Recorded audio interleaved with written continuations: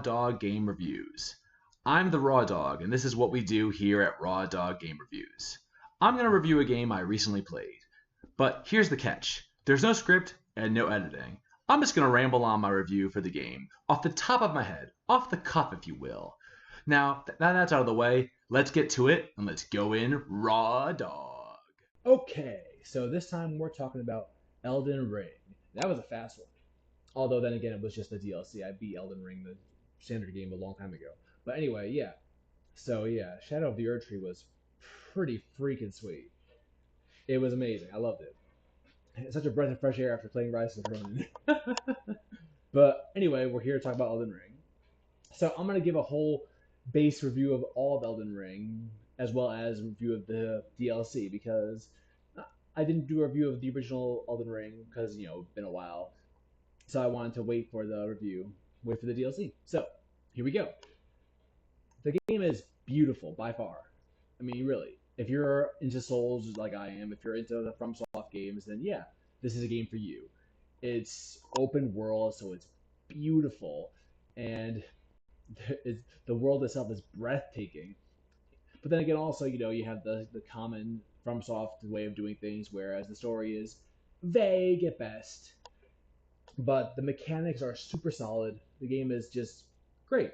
I mean, I love the Souls games. I love the Souls series. The only one I didn't like was Sekiro. I hated Sekiro. I can't stand Sekiro. I'm pretty sure if if you've listened to any of my other reviews, you know that. I bring it up now and again with different Souls content. I can't stand Sekiro. But I played all of them. I did beat Sekiro. And I also wasn't the biggest fan of Bloodborne. I liked it, but I wasn't the biggest fan of it. I mean, I like how it forces you to be more aggressive. I don't mind being more aggressive in these games. I do kind of like to have a defensive ability somewhere, so I don't like that you don't have a shield at all in Bloodborne. Well, there is one shield, but it's pretty much garbage. Anyway, but yeah, you're mostly have to force to dodge and attack and dodge that, and there is kind of like a parry mechanic. I never got really good at that parry mechanic though, and that's the thing. I'm not really all that getting good at the parry mechanic in the FromSoft games. That's, or at least from my experience. They're awkwardly timed. The enemies have a lot of weird windups, so I don't like to rely on that, which is why I failed hard with Sekiro. I finished it, but I did not enjoy it, and I got through it mostly through cheaping my way through a lot of bosses, because yeah, I don't like Sekiro. But yeah, the parrying windows are weird in that game. At least I think they're weird. And I think the windups are annoying for the enemy windups. And yeah, I'm just not a very big fan of that. So, same thing with Elden Ring. I love it for the exploration, but I mostly use a shield that has 100% of damage reduction, obviously, so I don't get hit, don't chip away at my health, and I use a katana and I use a bow because I'm a dex build, and that's mostly it.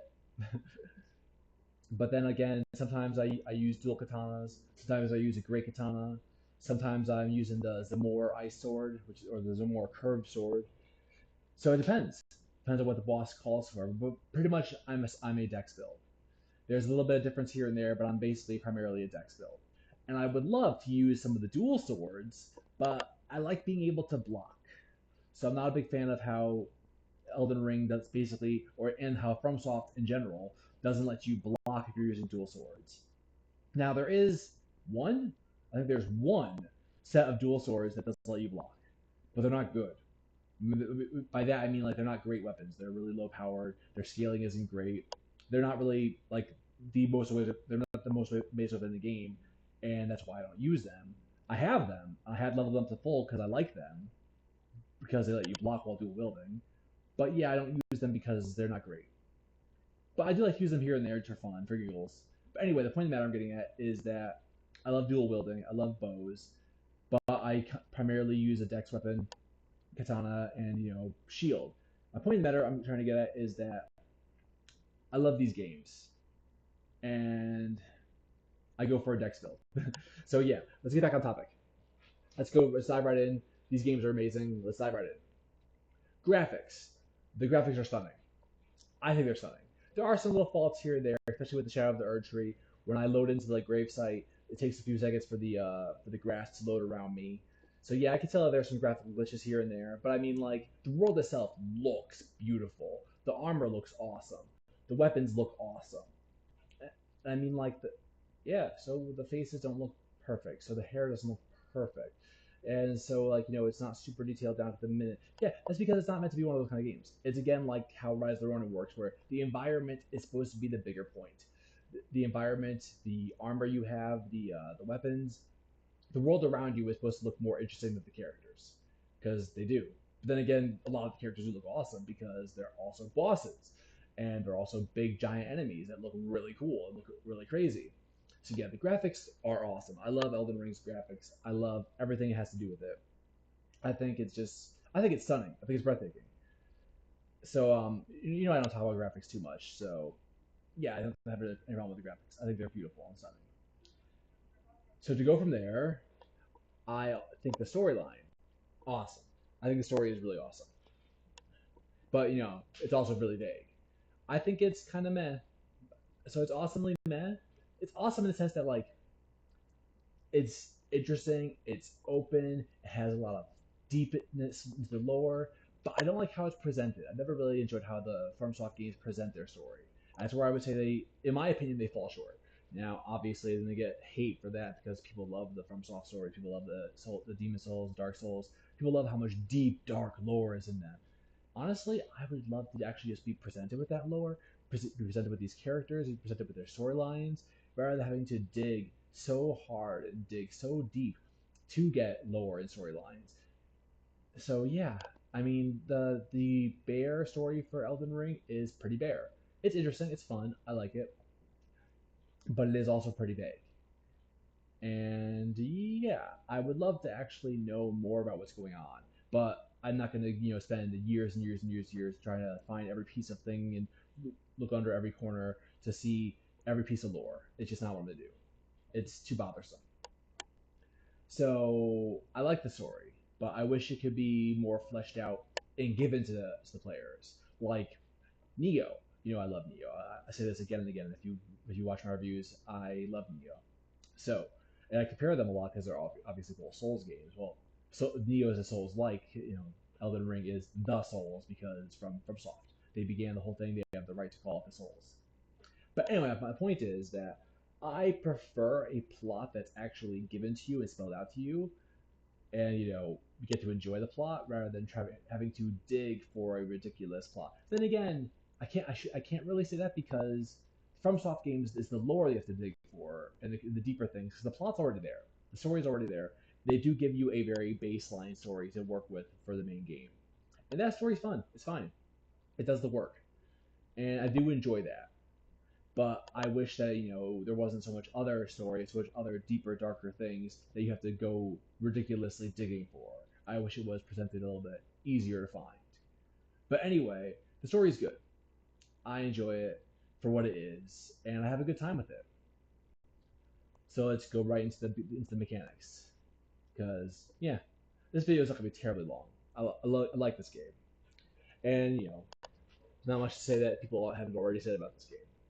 But anyway, now the mechanics. First of all, let me say this: I'm not the best at Elden Ring.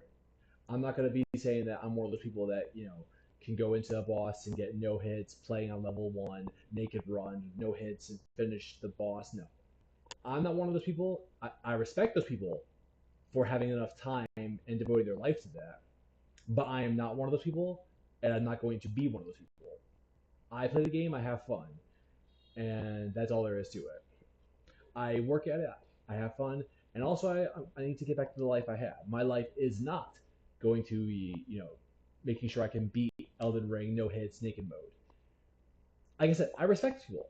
Don't take this the wrong way. This isn't me saying this out of disrespect, but it's the fact that that's what their life is, and their life is on YouTube or on Twitch or whatever. This is what they do. I respect that, but that's not my life, so I'm not going to do that. But anyway, uh, honestly, I've seen some videos and things of people rampaging and going crazy about the bosses in the DLC, and obviously about some of the bosses in the original. And yeah, it's not that bad. It's not that bad. Honestly, I I remember how I worked with it because I haven't played the original for a long time, but I remember it. The only boss that really gave me trouble, was the Black Beast Knight priest thing. I forget its full name, but it's the one that is like the Black Priest thing. He's the big like beast thing, and then when you get down to like half its health, it goes into a knight. He takes off his cloak and goes into a knight. You have to fight it. It's a lot stronger. Yeah, that thing was hard. That took me a while to conquer. I had to you know get a different weapon, go find the mimic, had to go do a few things, and that took me a while to conquer. Before that, I had done the entire game solo, no NPC summons, worked hard on it, and put some serious effort into this, and also just did my build, my shield and my katanas and my bow, and doing my thing, and kicking butt. And when I got to that point, I was like, okay, I need to actually get the mimic. I need to actually start revising my build and start putting in some more effort into this. So also the Godskin duo. Ooh, the Godskin duo had me beat up and down the road. I was getting my butt handed to me on the Godskin duo for a long time, and it's because there were two of them. And the way that I ended up winning was, thankfully, I read online that they can be put to sleep pretty easily. So I went ahead and made the sleep arrows, and I put them to sleep. It still took me a bunch of tries, and I won finally. And let me tell you right now, when I won, that was my last sleeping arrow. I fired my last sleeping arrow at the guy, put him to sleep, and got the kills on that run. And I was just like, oh my god, thank you so much for dying, because I would have had to go farm for more sleeping arrows. It would take me a little while. So I'm really happy I got that. And anyway, to continue on, then in the DLC, the only one I had a real trouble with. Oh no, wait, no, I have to go back to this. Millennia. I don't know how people can try to say that the DLC bosses are harder than Millennia. I still think Millennia is the hardest boss in the game. She is by far the hardest boss in the game, and I will always think she's the hardest boss. I think she's also the most unfair. I don't think she's the scariest, but she's the hardest and the most unfair in my opinion, because of that leech life. That leech life is ridiculous, man. The fact that even though I'm blocking, my block has full damage negation, her life just goes right back because of all the hits. Every time her sword connects, she gets health back. Regardless if I'm blocking or if I take damage, she gets health back. I the first time I saw that, I was like, excuse me? If she didn't have that, the boss fight would be 100 times easier. That makes that fight ridiculously difficult. It makes any fight ridiculously difficult. Any enemy that can instantly refill their health bar by letting a combo on you is just like, oh my god, I can't even begin to understand it.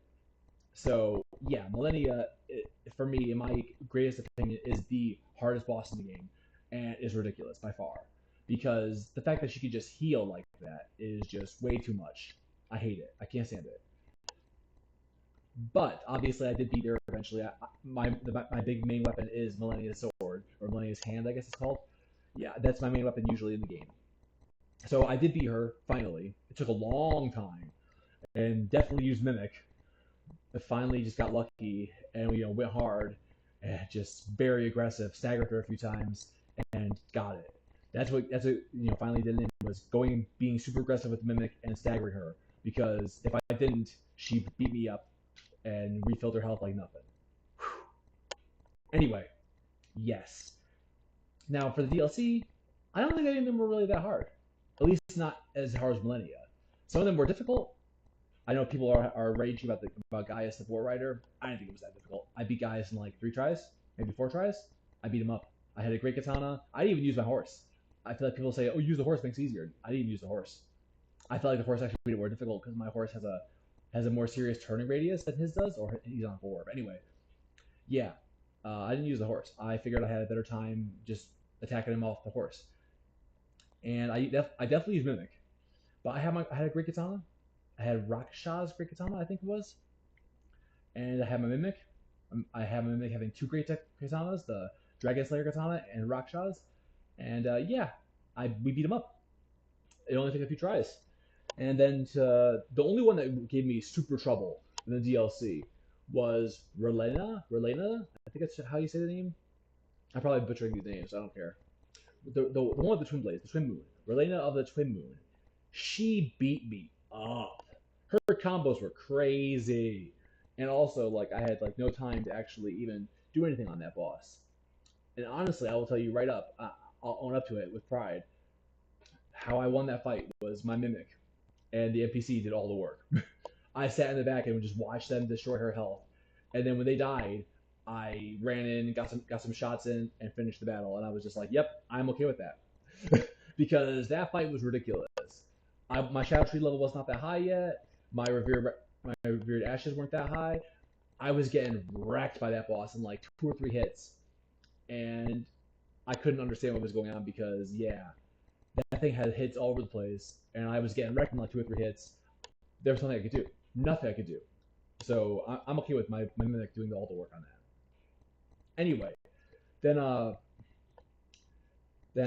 yeah, I forget what that dragon boss was, the ancient dragon, and then Baylor. They were pretty difficult too, because the reason they were difficult is because the game forces you to lock on their heads, or like you can't lock onto their feet. Every other dragon in the game you can lock onto their feet. Why can't you lock onto their feet? That makes the fight so much more difficult because I'm trying to. Obviously, I'm attacking their feet, but I can't lock onto it. I can't track their feet. I have to track their heads. Why? The best place to attack a dragon is the feet. Obviously, it's the part that's touching the ground. Those fights were annoying, but I did win eventually again. Took a while again, but I got it. And then till then, of course, obviously, the final boss of the DLC. Here goes giant spoilers. Radon. Yeah, Radon was hard. Took me a while to beat him, but I didn't rampage on it. I didn't get crazy about it. I didn't break nothing. And it always felt like I definitely lost because I made a mistake because I got hit too much or whatever. I never felt like the game was being unfair to me, except for the dragon fight. Honestly, the dragon fight kind of felt unfair because, like I said, they should let you target the feet. If you could target the feet, I wouldn't think it was. I would think it's completely fair because that's not cool.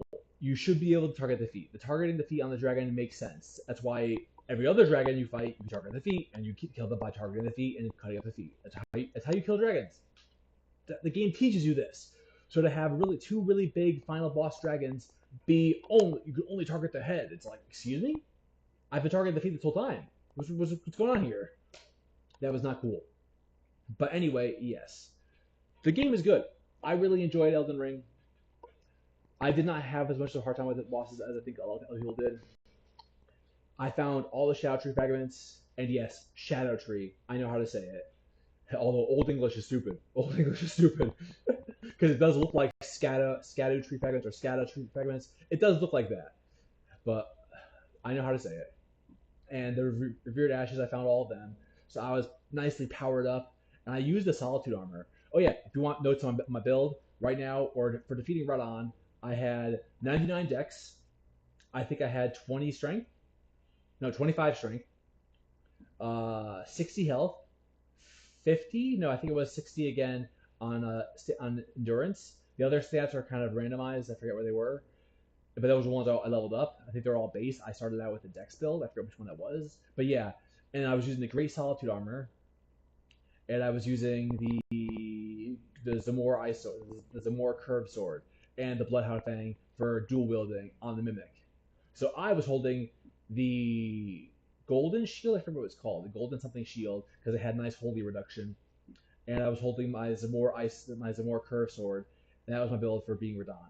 And then my Mimic was holding the Bloodhound Fang instead of the Shield. You could zoom in, it was going ham.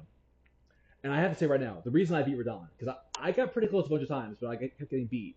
The reason I beat Radon was because Radon was relatively close to being dead, like a quarter of health, and did that hug on the Mimic. And I was like, yo, the Mimic isn't hug.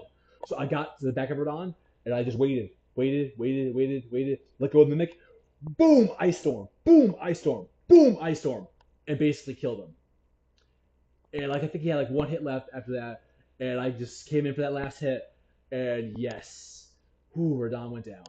And I was just like, yeah, thank you, Mimic, for taking that hit. But yeah, the game is good. Elden Ring is great. I love Elden Ring. I didn't really talk about the mechanics so much, but yeah, The gameplay is beautiful. There's nothing wrong with Elden Ring's mechanics, except for, like I said, sometimes the targeting is kind of silly. But the roles, this is how a game should play. This is how a game should feel. The buttons feel good. They respond.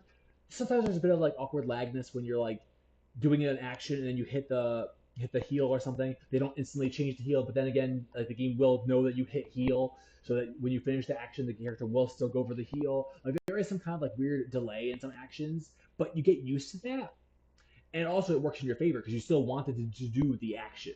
So the game knows that you wanted to do this thing, so the game still has you do it. So it still works in your favor. So yeah, the mechanics are nice. They're tight. They're smooth. The game works. So I've never had a problem with Souls games because of that. They work. Like I say with the Rise of the Ronin. I'm not gonna go crazy on it or keep this video short. But yeah, game mechanics are important. The game needs to feel tight. The game needs to feel good, and that's what's really important. So the game does feel good. The mechanics feel great, and that's what's important. The game needs to feel good. So the mechanics are tight. And yeah, so we're gonna end it here. I'm gonna keep this video short after the last video was really long. So yeah, if you're a Souls fan, obviously get into Elden Ring. Don't worry about it. Get that DLC. Don't worry about it. Try hard, get good, get that DLC, beat it up, and don't rage about it. It's just a game, guys. Find all the shadow trees, level up, like I said, get good. Really, if you're having trouble, go find the rest of the shadow trees. Look up a guide. I did. I'll be serious about it. I looked up a guide. Just seriously, it's not bad to look up guides. It's not cheating.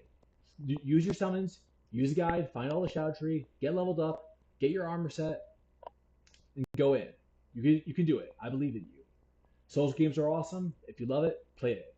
Elden Ring is the best. Love that game. And that's that. Okay, well, that was my raw review. Thanks for listening, and if you liked it and want to hear more, you can like and subscribe. But I'll be back here regardless whether you like it or not, with more raw dog gaming reviews.